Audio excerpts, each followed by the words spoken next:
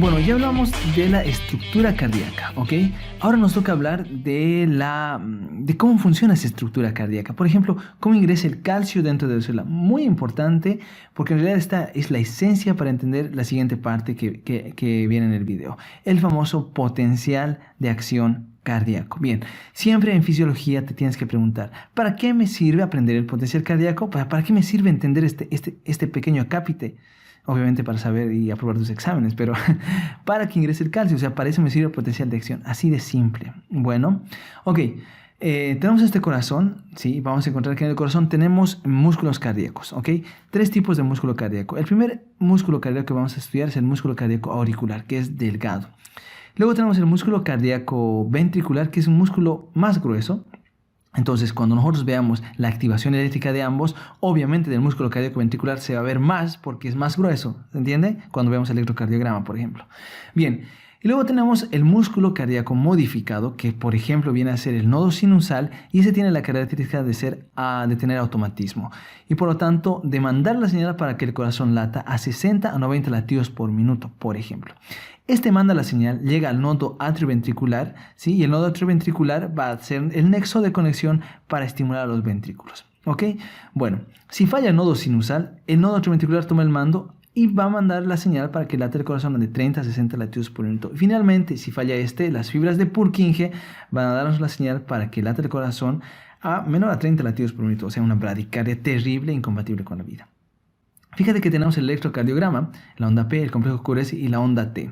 Bien, ¿cómo se forman estas ondas? ¿Sí? Y es lo que vamos a intentar entender. Muchos cometen el error de confundir de que en realidad el nodo sinusal o el nodo atrioventricular tienen que ver en la formación de estas ondas.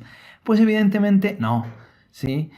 El electrocardiograma nos mide la actividad eléctrica en realidad de la fibra miocárdica, ¿ok? Bueno, cuando las aurículas, por ejemplo, se contraen después de que han sido estimuladas por el nodo sinusal, ¿sí?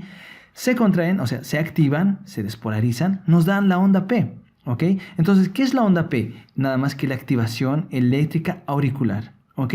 Bueno, la información pasa del nodo sinusal al atrioventricular y ahora ya estamos en los ventrículos. Y cuando el ventrículo se contrae, si el ventrículo se contrae, o sea, se activa eléctricamente, fíjate que es un conjunto más grueso, ¿sí? Por lo tanto, fíjate la onda que nos forma QRS. Entonces, ¿qué es el QRS? La activación eléctrica ventricular, sobre todo caracterizado por la despolarización ventricular, o sea, la actividad eléctrica caracterizada por la despolarización. O bien, si hay despolarización, hay entonces repolarización. Entonces, ¿qué es la onda T? Es la repolarización de la fibra cardíaca ventricular, ¿ok?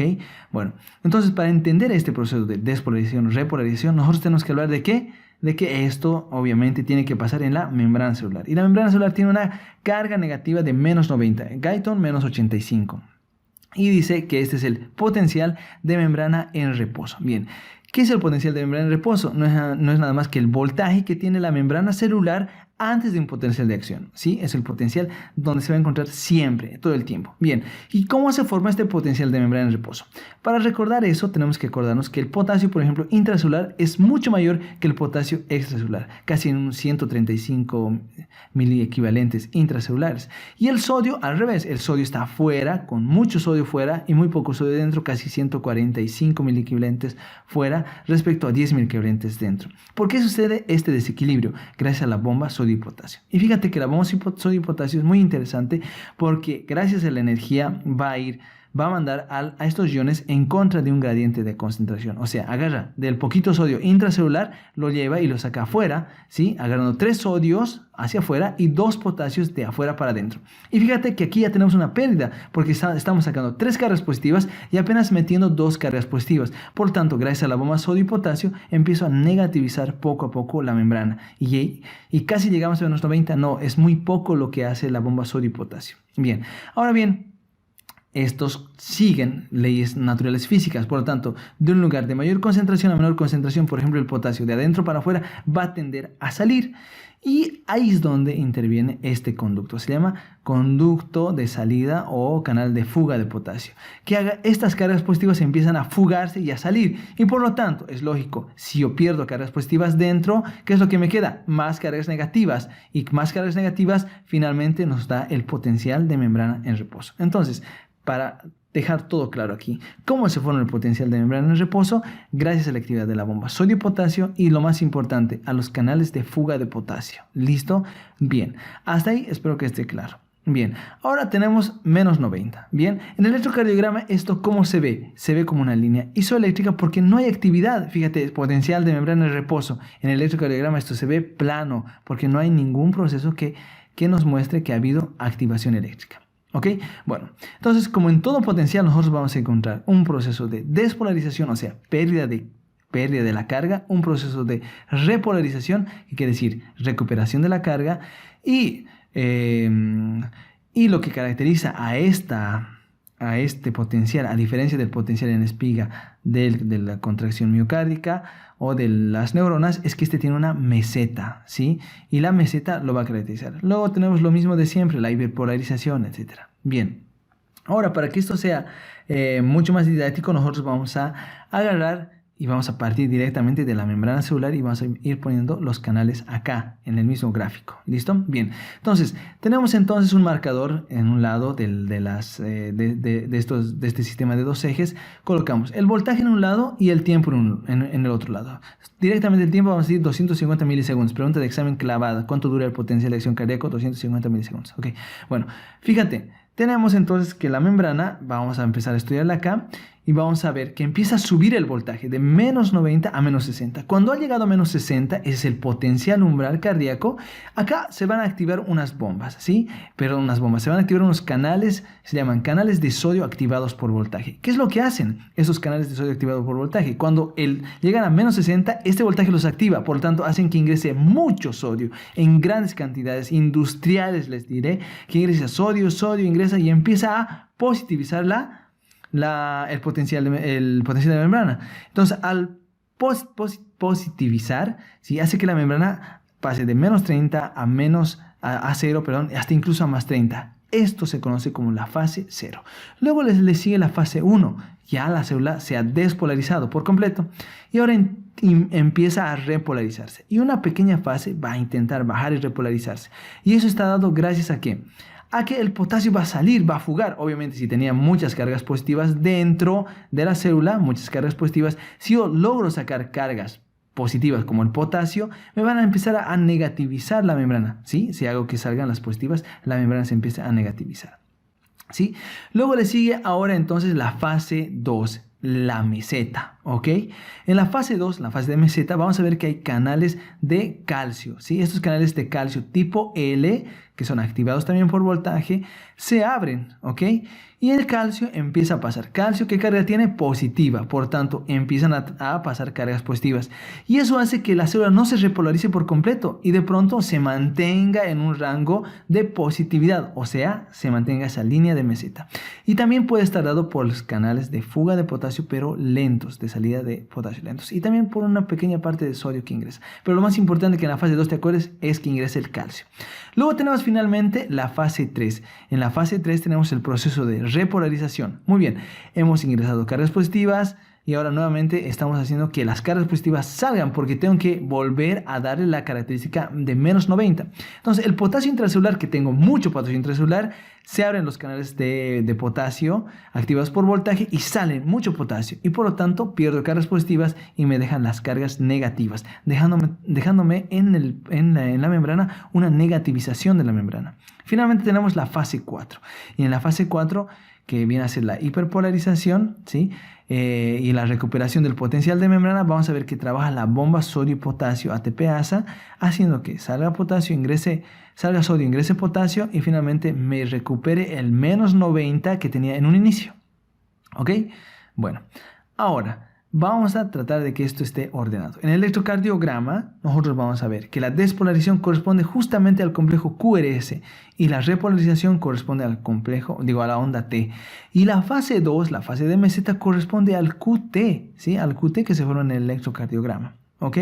Bueno, mucha atención con eso, porque te lo pueden preguntar. ¿Qué sucede en el complejo QRS? Mientras tanto, ¿qué sucede en el proceso de despolarización y repolarización de la célula cardíaca?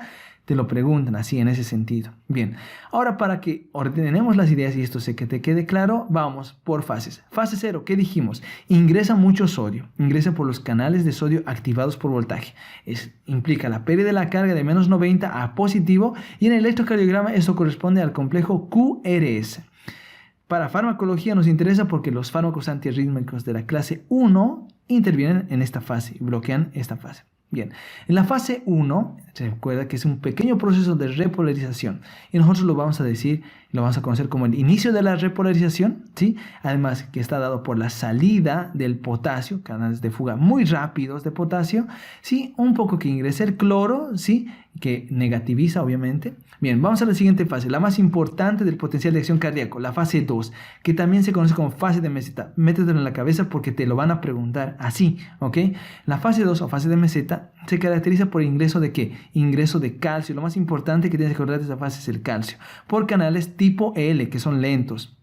Sale el potasio, ¿sí? Y además ingresa un poquito de sodio. Y por eso, lo más importante es el calcio, no te olvides de eso. En el electrocardiograma corresponde al complejo QT, del intervalo QT, y los antiarrítmicos que pueden actuar en esta fase son los antiarrítmicos de la clase 4. La fase 3, la recuperación completa de la carga de menos 90. Sale el potasio en grandes cantidades, perdemos cargas positivas por canales activados por voltaje, que son rápidos. Y en el electrocardiograma corresponde a la onda T y los antiarrítmicos tipo 3 de la clase 3 actúan en esta fase. En la fase 4 vemos que es el proceso de la recuperación del potencial de membrana en reposo y está mediado por la bomba sodio y potasio, ¿ok? Y los antiarrítmicos de clase 2 actúan acá, pero bloqueando el calcio. Ya en un proceso, cuando veamos antiarrítmicos, te lo voy a mostrar a detalle. Bien, aquí viene una pregunta. ¿Por qué pasamos de menos 90 a menos 60? ¿Qué hace que suceda eso?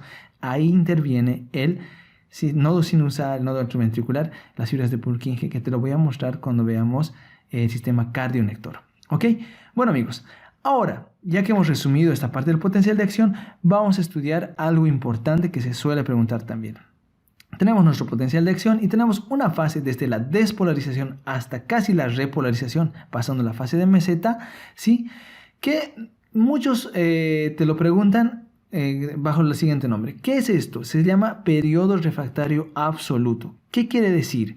Que aunque haya una actividad eléctrica que pueda despolarizar esta célula, no se va a despolarizar porque es absolutamente imposible, ¿sí? Así más o menos recuérdate, sin respuesta de la célula. En cambio, la fase de repolarización cardíaca, ya la última fase, la fase 3, se conoce como periodo refractario relativo, donde si hay un estímulo muy fuerte, un estímulo, por ejemplo en una arritmia, este va a empezar a producir, a despolarizarse y este sí va a tener una respuesta con respuesta y al tener una respuesta nos puede producir arritmias terribles, ¿ok? Bueno, ya aprendimos para qué nos sirve el potencial de acción, para que ingrese ¿qué? Calcio en la fase 2, ¿ok? Bueno, ahora este calcio tiene que empezar a cumplir funciones y por eso vamos a hacer un pequeño repaso a nivel molecular de la contracción cardíaca, ¿ok? Bueno, cuando llega el calcio entonces se une a la troponina C y bueno, la cabeza de miosina tiene un segmento aparte del que se va a unir con la actina, donde se va a unir el ATP. Entonces el ATP se acerca, ¿sí? Se acerca ya para el proceso de relajación y cuando llega el ATP se une a la cabeza de miosina y por lo tanto esta cabeza de miosina ahora unida al ATP va a hacer que se separe, ¿ok? Y al separarse, por lo tanto, del complejo de actina y miosina, vamos a tener un proceso de relajación, ¿ok? Bueno, entonces por eso decimos que la relajación es un proceso ATP dependiente. Bien, tenemos la actina y la miosina. Ok, ahora, ¿qué sucede para que haya nuevamente la contracción? ¿Sí? Entonces tenemos que ver que tenemos la actina, tenemos la tropomiosina, la troponina I y la troponina C. La cabeza de miosina todavía unida al ATP, hidroliza al fósforo y por lo tanto simplemente y sin separarse ahora tenemos ADP y fósforo. ¿Ok?